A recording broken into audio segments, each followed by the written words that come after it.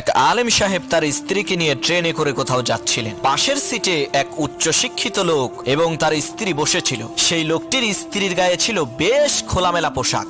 এক সময় ওই উচ্চশিক্ষিত লোকটি আলেম সাহেবকে শুনিয়ে বলতে লাগলো, মোল্লারা তাদের নিজেদের বউকে আবদ্ধ করে রাখে, তাদের কোনো স্বাধীনতা নাই। তখন সেই আলেম সাহেব বললেন, ভাই আপনার ওই ব্যাগের মধ্যে আছে কি? লোকটি বলল, কেন?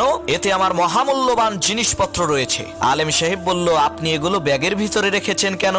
লোকটি বলল, চোর এবং খারাপ লোকদের হাত থেকে বাঁচতে লুকিয়ে রেখেছি। তখন আলেম সাহেব বললেন, আমি আমার বউকে এভাবেই যত্নে লুকিয়ে রেখেছি যাতে তার দিকে কোনো খারাপ মানুষের নজর না পড়ে, কারণ আমার কাছে আমার স্ত্রী টাকা পয়সার চাইতেও বেশি মূল্যবান, আর আপনার কাছে আপনার স্ত্রী ধন সম্পদের চাইতে মূল্যবান নয়। তাই তো আপনি আপনার টাকা পয়সা যত্নে লুকিয়ে রেখেছেন আর স্ত্রীকে রেখেছেন খোলামেলা। এই কথা শুনে লজ্জায় লোকটির মাথা নিচু হয়ে গেল।